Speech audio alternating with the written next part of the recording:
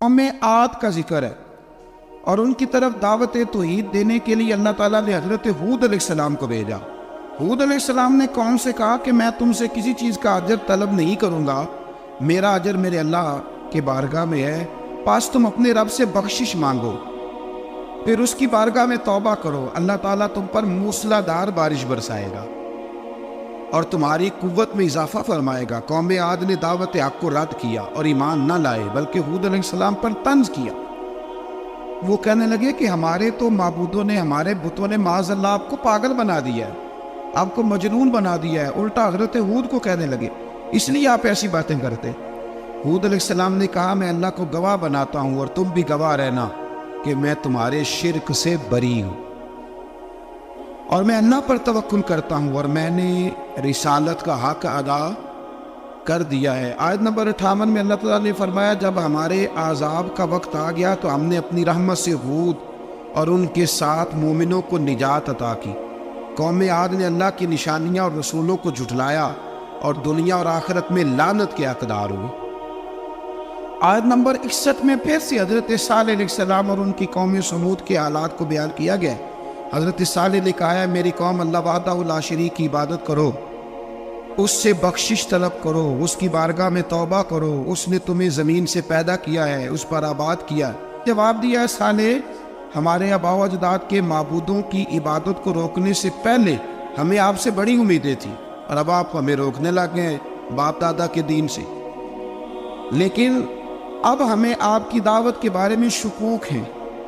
صالح علیہ السلام نے اپنی قوم سے کہا کہ یہ اللہ کی اونٹنی ہے اور یہ تمہارے لیے نشانی ہے، اسے چرنے کے لیے آزاد چھوڑ دو اور اسے تکلیف نہ دینا۔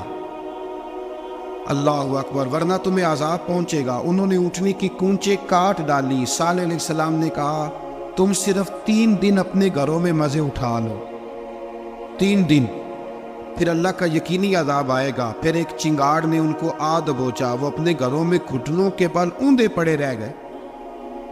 صرف صالح علیہ السلام ان کے ساتھ اہل ایمان اس عذاب سے بچے۔ یہ 3 قوموں کا ذکر ہو گیا، نوح علیہ السلام کی قوم کا بھی، ہود علیہ السلام کی قوم کا بھی اور حضرت صالح علیہ۔ آگے اللہ تبارک و تعالیٰ نے آیت نمبر 69 میں اس بات کا بیان فرمایا کہ حضرت ابراہیم علیہ السلام کے پاس فرشتے بشری شکل میں آئے، انسانی شکل۔ انہوں نے اجنبی مہمانوں کے لیے بچڑے کا بھنا ہوا گوشت تیار کرایا۔ آپ یقین کریں کچھ باتیں لوگ ایسی بیان کرتے ہیں کہ جن کو نہ سن کے بندے کا دل کرتا ہے کہ اس بندے کو بتائیں کہ یار یہاں تو دین سارا پڑھ۔ ایک صاحب مجھے کہنے لگے جی میں ایک پیر صاحب کے پاس گیا تھا تو بڑی مرغن غذائیں تھیں، انہوں نے میری بڑی خدمت کی پر مجھے نہیں اچھا لگا، پیروں کو چاہیے سادی روٹی رکھیں۔ میں کہتا ہوں پیرا وہاں سے لسٹ بنا گا انہوں نے کس طرح نہ ہونا چاہیے۔ یہ بہت بڑی مصیبت ہے، اگر آپ سادہ کھانا کھلا دیں تب بھی اعتراض ہے، اچھا کھلا دیں کہتے رولا ہے کوئی پیر چوکھے مالدار، دونوں طرف سے مسئلہ۔ تو کہنے لگا جی نہیں پیروں کا کیا کام ہے، وہ کڑائیاں اور وہ سارے۔ تو پھر میں نے انہیں کہا کہ آپ اس طرح کریں، گھر جا کے نا تو 12ویں سپارے کی تلاوت کریں۔ حضرت ابراہیم نے اپنے مہمانوں کے لیے بھونا ہوا کھانا تیار فرمایا تھا۔ تو آپ کیا کہیں گے کہ حضرت ابراہیم درویش نہیں تھے؟ عجیب بات ہے بھئی، آپ ہر بات میں اڑ جاتے ہیں۔ دین ہم نے وہ لینا ہے جو اللہ کا قرآن ہمیں دیتا ہے اور رسول اللہ کی حدیث ہمیں دیتی ہے۔ جب انہوں نے دیکھا کہ مہمان کھانے کی طرف ہاتھ نہیں بڑھا رہے تو ان کو ڈر محسوس ہوا۔ حضرت ابراہیم کو فرشتوں نے کہا کہ ہمیں قوم لوط علیہ السلام کے عذاب کے لیے بھیجا گیا ہے۔ حضرت ابراہیم کی بیوی کھڑی تھی، اس پر وہ مسکرائی تو فرشتوں نے اللہ کی طرف سے انہیں حضرت اسحاق علیہ السلام اور اس کے بعد حضرت یعقوب علیہ السلام کی بشارت عطا۔ اسحاق علیہ السلام حضرت ابراہیم کے بیٹے ہیں اور یعقوب علیہ السلام پوتے ہیں، اور یعقوب علیہ السلام کے بیٹے یوسف علیہ السلام۔ ہاں اللہ اگر چاہے تو 7 نسلوں میں نبوت رکھ دیتا ہے اگر اس کی منشا ہو۔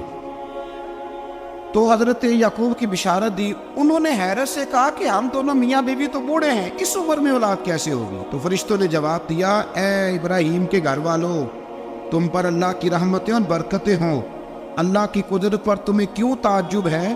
اللہ فرماتا ہے کہ بیٹے کی بشارت سن کر ابراہیم کا خوف دور ہو گیا اور پھر وہ قوم لوط کے بارے میں گفتگو کرنے لگے۔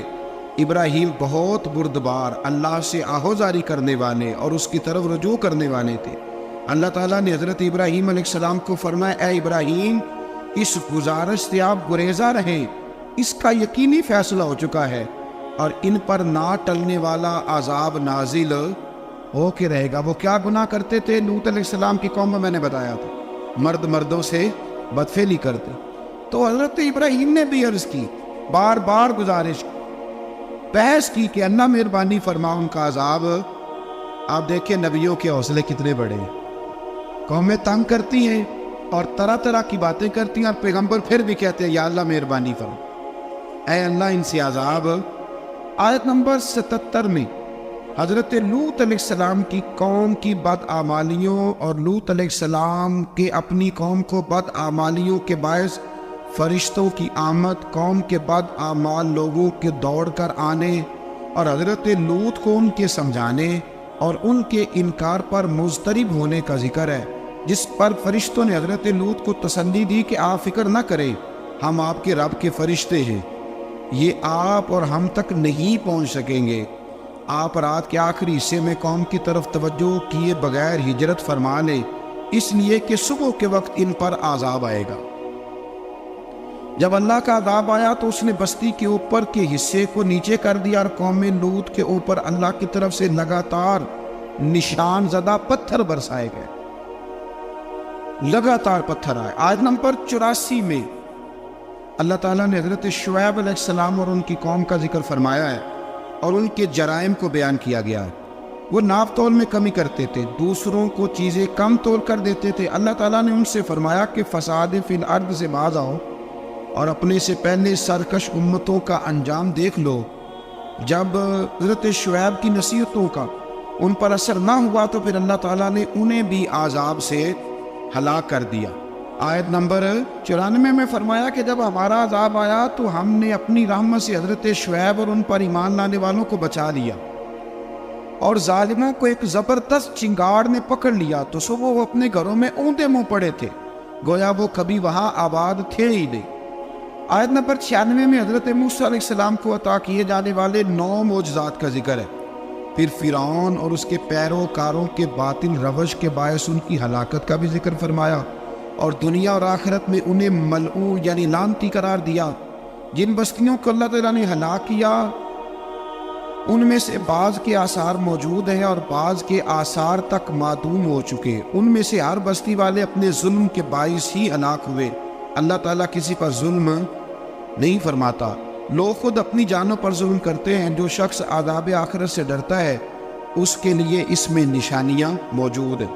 آیت نمبر 106 سے اللہ تعالیٰ نے انجام کے اعتبار سے لوگوں کی 2 قسمیں بیان کی، 2 قسمیں فرمایا، ایک ہے سعادت مند لوگ اور دوسرے ہیں بدبخت۔ فرمایا بدبختوں کا ٹھکانہ جہنم ہے جس میں وہ ہمیشہ رہیں گے، اور نیک بختوں کا ٹھکانہ جنت ہے، وہ ہمیشہ اسی میں رہیں گے، اور ان کے لیے اللہ کی طرف سے نا ختم ہونے والی عطائیں۔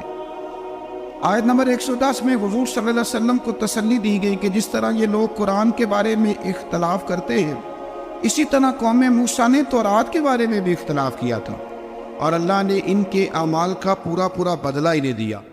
آیت نمبر 112 سے سرکشی کو چھوڑ کر احکامات دین پر استقامت اختیار کرنے اور ظالموں کے ساتھ میل جول رکھنے سے بچنے کا حکم دیا گیا ہے، اور فرمایا کہ ظالموں سے میل جول کا انجام دوزخ کی آگ ہے۔ ہم لوگ نہ شکوہ کرتے ہیں، کسی حکومت کو بنے ہوئے 6 مہینے گزرتے ہیں تو شکوہ شروع ہو جاتا ہے، حالانکہ وہ خود تو نہیں نہ بنتے، ان کو کوئی بنانے والا ہے۔ تو ظالم کا جو مددگار ہوتا ہے وہ بھی ظالم ہوتا ہے، اس لیے احتیاط کریں۔ اور یہ صرف سیاستدانوں کی بات نہیں، دنیا کے ہر معاملے میں آپ غور کریں کہ آپ کسی ظالم کے مددگار تو نہیں۔ اللہ تعالی ہمیں حق پر استقامت عطا فرمائے۔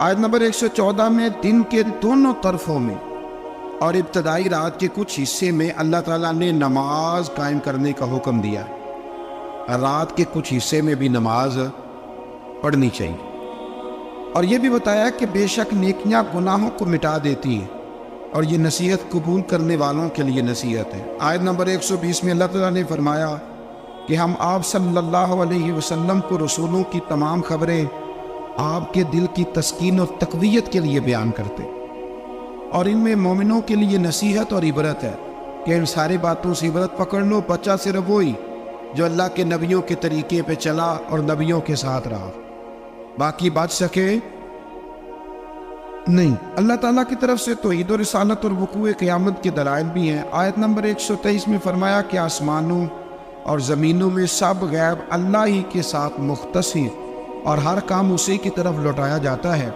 آپ اسی کی عبادت کیجئے، اسی پر توکل کیجئے، اور آپ کا رب لوگوں کے اعمال سے غافل نہیں ہے۔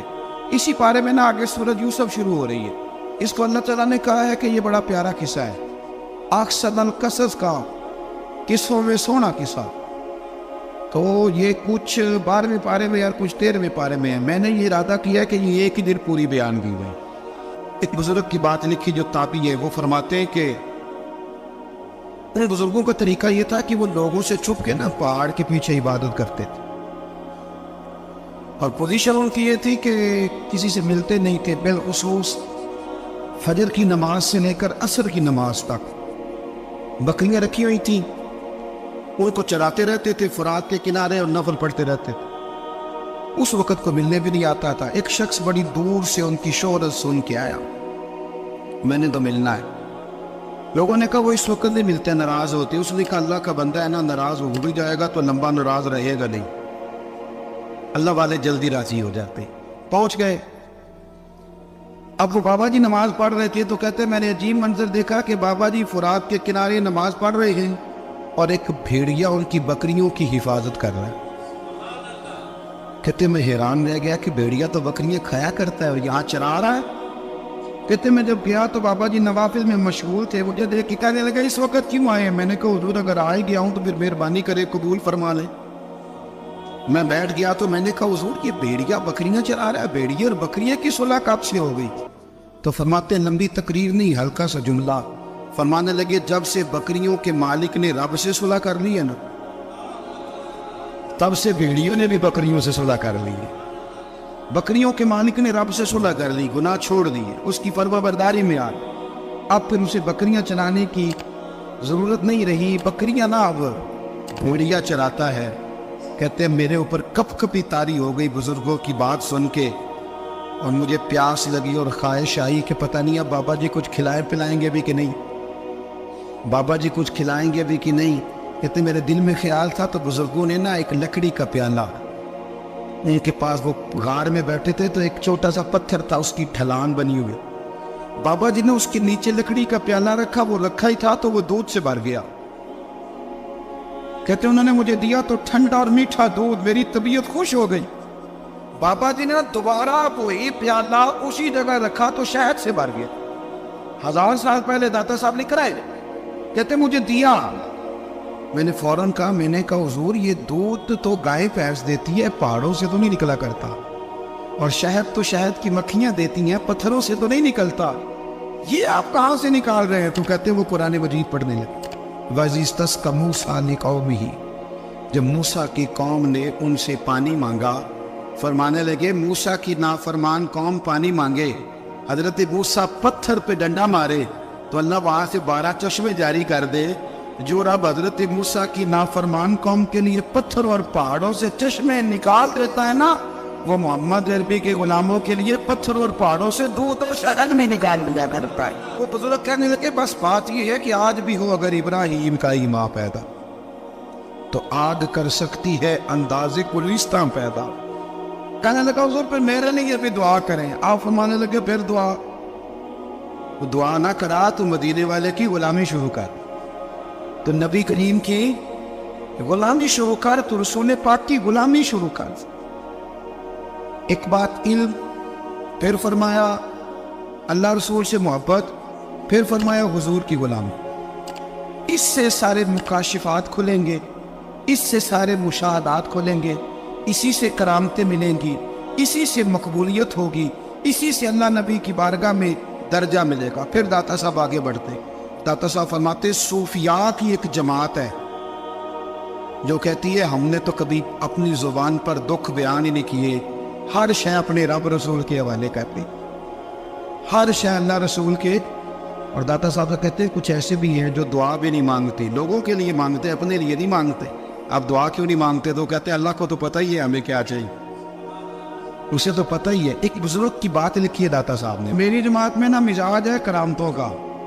مجھے وہ ساری باتیں بھی آتی ہیں کہ ایک بندہ کراچی سے آیا، داتا صاحب حاضری دی تو اس کی لاٹری نکل آئی.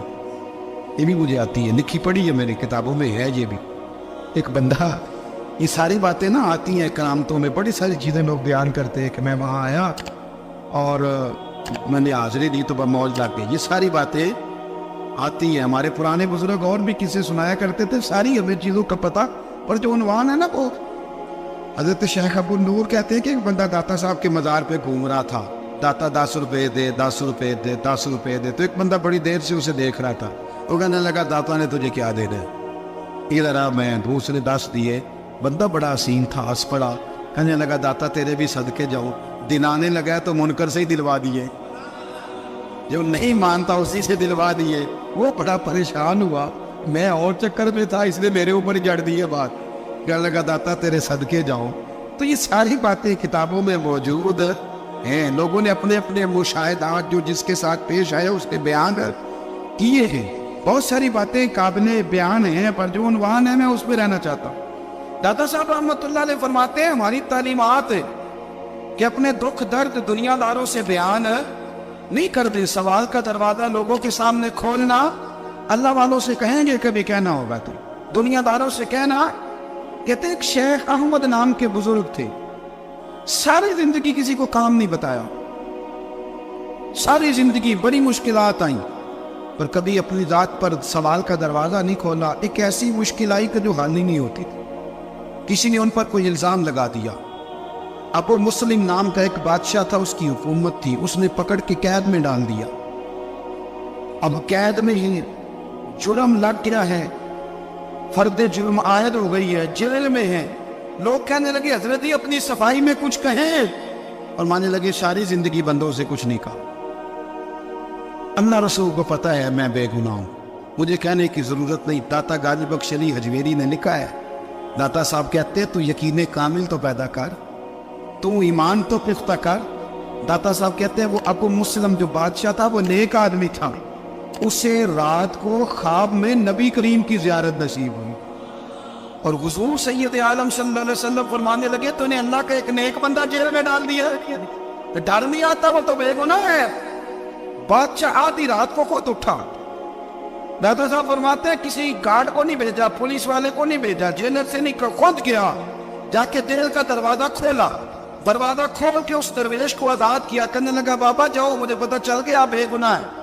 بابا جی سلام کر کے جانے لگے تو بادشاہ پھر آگے آیا، ہاتھ باندھے، ہاتھ چومے. کہنے لگا حضور آپ بڑے نیک ہیں، میرے لیے کوئی حکم ہو تو بتائیے گا، میرے لائق کو خدمت ہو تو بتائیے گا. تو شیخ احمد فرمانے لگے تجھے ابھی بھی سمجھ نہیں آئی، تجھے ابھی بھی نہیں سمجھ آ رہی. کہنے لگا حضور کیا؟ فرمانے لگا جو تہجد کے وقت تجھے اٹھا کے مجھے رہا کرنے بھیج سکتے ہیں وہ میری کوئی ضرورت باقی رہنے دیں گے؟ مجھے وہ ضرورت پڑے گی کسی اور پہ دینے کی؟ جو تہجد کے وقت تجھے اٹھا کے بھیجتے ہیں کہ جا کھول جا کے دروازہ، وہ ضرورت رکھیں گے؟ میری ضرورت مجھے رہے گی کہ میں تجھے اور کوئی کام آدمی میں تجھے سمجھ نہیں آئی؟ وہ داتا علی حجویری رحمت اللہ علیہ فرماتے ہیں اسے ہماری طبیعت ہے، ہم نے بندوں سے دل لگا لیا، دل اللہ رسول سے لگاؤ. کسی بندے سے لگانا تو اس سے لگاؤ جو اللہ والا ہو. اختلاف شدت کا تھا. ابو سفیان آئے حضور کی بارگاہ میں. آئے کس لیے؟ مکے میں قحط پڑ گیا ہے، بارش نہیں ہوتی. ادھر سمامہ بن اسال یمامہ قبیلے کے سربراہ کلمہ پڑھ کے مسلمان ہو گئے. ساری گندم اس قبیلے سے آتی تھی. سمامہ کہنے لگا تم میرے مصطفیٰ کو نہیں بانٹتے، کوئی گندم نہیں بانٹ جاؤ. ایک بارش کوئی نہیں، دوسری گندم کوئی نہیں. ابو سفیان تڑپ کے در رسول پہ حاضر ہوئے. ابھی تھوڑے دن گزرے ہیں احد میں حضور کے دانت شہید کیے، ابھی تھوڑے دن گزرے حضور کو ستایا ہے، ابھی تھوڑے دن گزرے حضرت امیر حمزہ کا کلیجہ نکال کے چبایا ہے، ابھی تھوڑے دن گزرے حضرت انس بن نضر کی گردن کاٹی، ابھی تھوڑے دن گزرے عبداللہ بن جحش کے ٹکڑے کیے، ابھی تھوڑے دن گزرے حضور کو ستایا ہے، تڑپایا ہے. پر حضرت علی شیر خدا فرماتے میں ماننے والا اس رسول کا ہوں، اس کے دانت شہید ہو گئے، عہد کے اندر ساری داڑھی لہو سے بھر گئی، فرماتے میں رو پڑا اور میں نے کہا محبوب آپ نہیں مجھ سے برداشت ہوتا، دعا کریں اللہ ان پہ عذاب نازل کرے۔ آئے ہاتھ آپ دعا کریں گے تو اللہ تبارک و تعالیٰ 2 پہاڑیوں میں پیس ڈالے گا۔ حضرت علی کہتے ہیں میں نے عرض کی تو حضور نے ہاتھ اٹھائے اور دعا کیا دی، اللہم اہد قومی فإنہم لا یعلمون، اے اللہ میری قوم کو ہدایت دے دے، یہ جانتے نہیں یہ کیا کر رہے ہیں۔ اللہ انہیں ہدایت دے۔ اخلاقی اصلاح کا معیار، تھوڑے دن پہلے حضور کے ساتھ یہ رویہ، ابو سفیان اب بے حال ہو گئے، بچے بھوک سے مرنے لگے، جانور پیاس سے مرنے لگے۔ ابو سفیان چھپتا چھپاتا کہنے لگا چارہ کوئی نہیں، مصطفیٰ کے پاس جانا ہی پڑے گا۔ ابو سفیان مدینے پہنچ گئے۔ جب پہنچے نا تو ابو سفیان کی اپنی صاحبزادی حضرت ام حبیبہ ام المومنین تھی، رسول اللہ کی زوجہ تھی۔ ابو سفیان جب آئے تو حضرت ام حبیبہ کے پاس سیدھے ان کے گھر گئے بیٹی سے ملنے۔ حضور کا بستر بچھا ہوا، حضرت ام حبیبہ حضور کی زوجہ ام المومنین بستر بچھا، ابو سفیان بیٹھنے لگے، جناب ام حبیبہ کہنے لگی ابا جی ٹھہر جائے، وہ ٹھہرے تو بستر سمیٹ دیا۔ کہنے لگے بیٹی شاید تیرے گھر میں کوئی قیمتی بستر نہیں، غربت چھپانے کے لیے بستر سمیٹ رہی ہو۔ جناب ام حبیبہ کہنے لگی ابا تو مسلمان نہیں نہ ہوا، ابھی تیری سوچ کافروں جیسی ہے، تو یہاں آ کے کھڑا ہونا جہاں میں کھڑی ہوں، پھر تجھے رسول اللہ کی محبت کے رنگ کا پتہ چلے۔ تو ابھی کھڑا وہاں ہے جہاں تجھے کفر ہی کفر سنائی اور سجائی دیتا ہے۔ بستر اس لیے نہیں سمیٹا کہ معاذ اللہ کم قیمت تھا، میں نے اس لیے سمیٹا ہے کہ وہ نجس ہے، ناپاک ہے، ابھی کلمہ نہیں پڑھتا۔ اور یہ اس رسول کا بستر ہے کہ جو بستر میں موجود ہوتے ہیں تو جبرائیل امین قرآن لے کے تشریف لے آتے ہیں۔ تیرا وجود اس قابل نہیں کہ یہاں بٹھایا جائے۔ نبی محمد صلی اللہ علیہ وسلم کی بارگاہ تک ابو سفیان آئے۔ ابو سفیان کہتے مجھے امید نہیں تھی، ابھی سوچ نہیں نا بدلی، کہتے مجھے امید نہیں تھی، میرا خیال تھا وہ شکوے کریں گے، شکایتیں کریں گے، وہ کہیں گے تم نے بھی تو بڑا کچھ کیا ہے نا۔ ابو سفیان کہتے ہیں میں قربان جاؤں، میں نے یہ رنگ دیکھا تو مدینے کی فضا ویسے ہی بڑی ٹھنڈی تھی، لیکن مصطفیٰ کریم کے ساتھ جب میں نے بات کی تو میرے وجود پر گریہ طاری ہو، میرے اوپر کیفیت طاری ہو گئی، میں تڑپنے لگا۔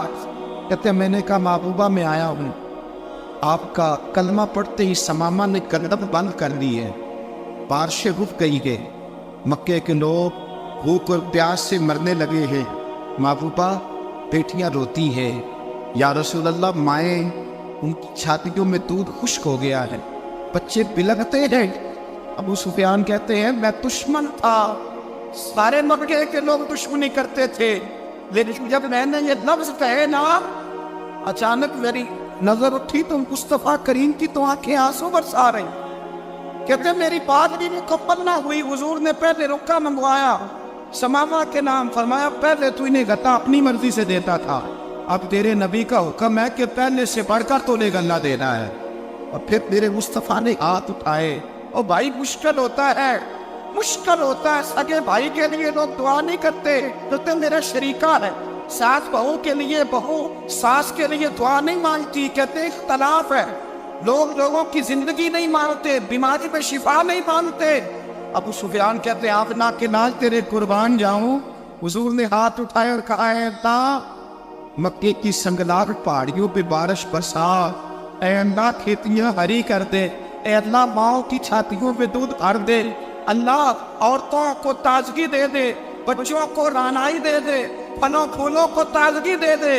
اب اس پیار کہتے پہلے حضور رو رہے تھے، اور جب نبی پاک کی دعا دیکھی تو میں نے رونا شروع کر دیا، میں نے رونا شروع کر دیا۔ کہتے واپس آیا تو وہ احساس کہ یار یہ میں کس شخص سے مل کے آیا ہوں، یہ کس قسم کے آدمی سے مل کے آیا ہوں، یہ کیسا رنگ گیا، یہ کس قسم کا انداز ہے کہ جس کو میں پتھر مارتا رہا وہ میرے لیے دعائیں لے کے بیٹھا ہوا ہے، اس کو ساری زندگی ستایا ہے، وہ میرے بچے کے لیے روتا ہے، میری بیٹی کے لیے اس کی آنکھ میں آنسو ہے، وہ ہمارے لیے تڑپ رہا ہے۔ میرے بھائیوں، ابو سفیان کہتے ہیں پھر دوسرا جلوہ میں نے تب دیکھا جب حضور مکے آئے، اور میں تو آخر تک لڑنے آیا تھا نا حدیبیہ تک۔ کہتے جب رسول پاک مکے آئے اور حضور نے اعلان معافی کیا تو بنتا تو یہ تھا کہ مجھے سزا ملتی، لیکن میرے مصطفیٰ کریم نے فرمایا جو ابو سفیان کے گھر میں چلا جائے گا میں اسے معاف کر دوں گا۔ کہتے ہیں میں نے کہا یہ میرے لیے کس قسم کی سزا تجویز کی ہے کہ میں عمر بھر دشمنی کرتا رہا اور جہاں رنگ عجیب ہے حضور نے میرے لیے ہی اعزاز لکھ دیا، فرمایا جو ابو سفیان کی حویلی میں داخل ہو گیا میں نے معاف کیا۔ ابو سفیان کہتے پتہ نہیں کتنے پردے تھے جو اٹھ گئے، پتہ نہیں کتنی منزلیں تھیں جو طے ہو گئی، پتہ نہیں کتنے جلوے تھے جن کا نظارہ ہو گیا، اور میں نے غور سے چہرہ دیکھا تو میری آنکھوں سے پٹی اتر گئی اور مجھے عبداللہ کے یتیم بیٹے کے پیچھے محمد الرسول اللہ کے جلوے نظر آنے شروع ہو۔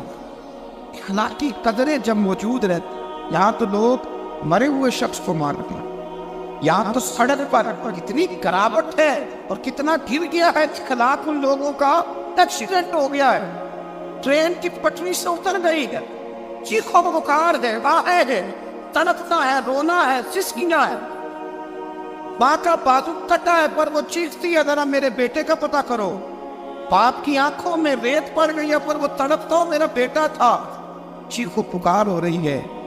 پر ظلم ہے اس قوم کا کہ جو بچانے والے آئے ہیں وہ پہلے آتے ہی ان کی جیبیں ٹٹول کہ بٹوے دیکھ رہے ہیں، گری ہوئی عورتوں کے، یہ آپ اٹھا کر دیکھیے اخبارات، عورتوں کے گری ہوئی عورتوں کے کانوں سے بالیاں نوچی گئی اور ان کے کان کٹ گئے۔ یہ اس قوم کا حال ہے۔ اقبال کہتے ہیں جنہیں آتا نہیں دنیا میں کوئی فن تم ہو اور بیچ کھاتے ہیں جو بزرگوں کا کفن تم ہو، تم وہ لوگ ہو جو کفنوں پہ سودے کرتے ہو، جو قبروں میں سودے کرتے ہو۔ یہ لوگ تجارتیں کر رہے ہیں، اخلاقی پستی کا یہ عالم کہ لوگ قبروں پہ سجدے کرتے ہیں، بیٹے بیچ کے دہیز خریدتے ہیں، غریب کی بیٹی روز تڑپتی ہے، روتی ہے، روز سسکیاں لیتی ہے کہ کہاں سے وہ دروازہ کھلے گا جب میں بھی جب سہاگن ہوں گی، جب میرا باپ بھی عزت کے ساتھ مجھے رخصت کرے گا۔ اور غریب آدمی بیٹی کی شادی کے بعد اتنا دکھی رہتا ہے، وہ بھی کم ہی لوگ جانتے ہیں، وہ بھی وہی لوگ جانتے ہیں جو اس منظر سے گزرتے ہیں۔ ہمارا اخلاقی معاملہ اس قدر زیادہ تباہی کا شکار ہے۔ میرے مصطفیٰ کریم سید عالم نور مجسم صلی اللہ علیہ وسلم جذبات کا خیال رکھتے، احساسات کا خیال رکھتے، تصورات کا۔ او بھائی اس سے بڑا اخلاق کا مظاہرہ کہاں سے لینے جاؤ گے؟ یا اللہ کے لال فرماتے ہیں میرا دل کرتا ہے نماز لمبی پڑھاؤ، نماز اللہ کی نماز، دل کرتا ہے تب بھی نماز پڑھاؤ، میں نبی صورتیں تلاوت کروں، میں پڑھ کے رب کریم کا قرآن پڑھوں، میں عطا تبارک و تعالیٰ کی قرآن مجید کے ذائقوں میں کھو جاؤں۔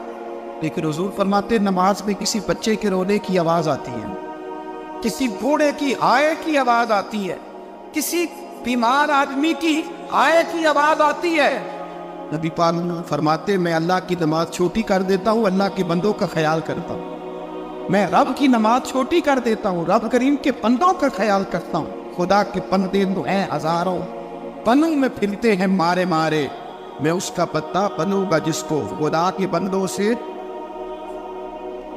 میرے حبیب کریم سید عالم صلی اللہ علیہ وسلم نے فرمایا اللہ کریم نے بندے کو مخلوق کو پیدا کرنے سے پہلے جو تحریر سب سے پہلے لکھی تھی نا، اللہ نے اپنے پاس جو جملے سب سے پہلے لکھے تھے بندے بنانے سے بھی پہلے، وہ فکر یہ تھے کہ ان رحمتی سبقت اعلی غضبی، رب کریم نے لکھا تھا بے شک میری رحمت زیادہ ہے، میرا غضب زیادہ نہیں ہے۔